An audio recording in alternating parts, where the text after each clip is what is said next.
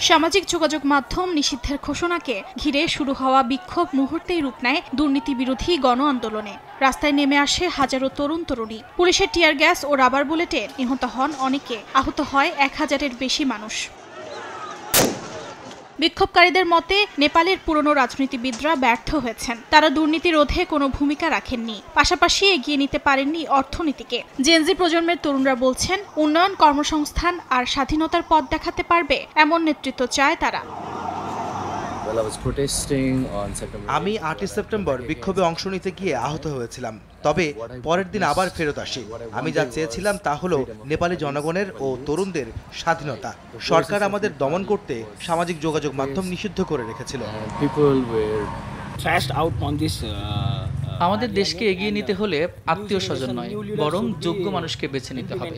দেশের ভবিষ্যৎ তাদের হাতে তুলে দিতে হবে, যাদের চিন্তাধারা সঠিক এবং যারা স্বার্থ কেন্দ্রিক নয়। আগে আমি ভাবতাম উচ্চ মাধ্যমিক শেষ করার পর সুযোগের সন্ধানে বিদেশে চলে যাব, কারণ মনে হতো এখানে কোনো ভবিষ্যৎ নেই। কিন্তু এখন আমার দৃষ্টিভঙ্গি বদলেছে। আমার লক্ষ্য নেপাল নতুন করে গড়ে তোলায় অবদান রাখা এবং এখানেই একটি সুন্দর ভবিষ্যৎ সৃষ্টি করা। জেনজি প্রজন্মের এই আন্দোলন এরই মধ্যে আন্তর্জাতিক মনোযোগ কাটছে। তরুণদের সামাজিক মাধ্যমে পোস্ট করা ছবি ও বার্তায় ভেসে আসছে একটাই দাবি, তারা চায় স্বাধীনতা, স্বচ্ছ শাসন ব্যবস্থা এবং নতুন প্রজন্মের হাতে রাষ্ট্রের ভবিষ্যৎ। অর্জিতা শাহজিন, সময় সংবাদ।